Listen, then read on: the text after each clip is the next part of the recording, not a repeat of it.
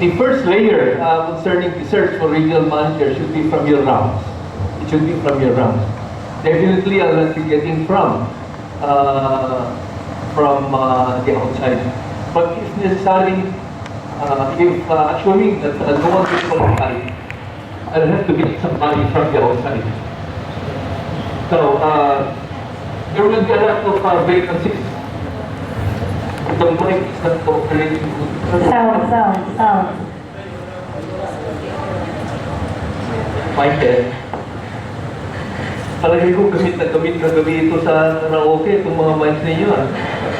Nagsingalong kayo siguro.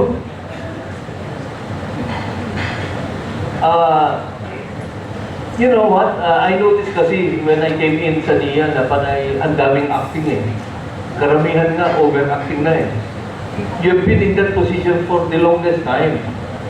So I gave instruction to our new Deputy Administrator for Administration and Finance na not later than February of next year, coming December, January, February, we will be issuing permanent appointments to all overacting EMO managers and regional managers.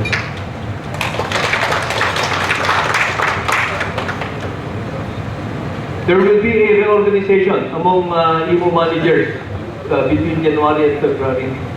We have discussed this with the Association of Regional Managers already since 2 months ago. Of course, they would like that you will not be reorganized in November or December. It will be starting January para not to disturb much the implementation of projects. Okay? So you expect, kung more than 3 years ka na, you will not be taxed if you are only less than 3 years in the office. Okay? I'm just implementing a ruling. There are exceptional cases, like the regional managers, but under proper justification, you will consider no movement of IMO manager under exceptional cases. Next is the physical accomplishments and disbursements. I've been going around.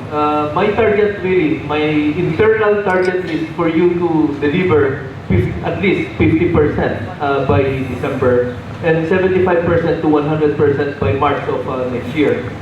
You know, this is so important, target setting. You will never attain anything without setting targets, you know. So, however, yung pag-iikot ko, for example, sa Puerto Princesa, they are now 57%. So they have exceeded already. So in short, makaka-65 daw sila by end of December. Ito, no, palitan natin. Hindi obligated ang measure natin sa yung pag-measure natin ng financial performance. It is disbursement.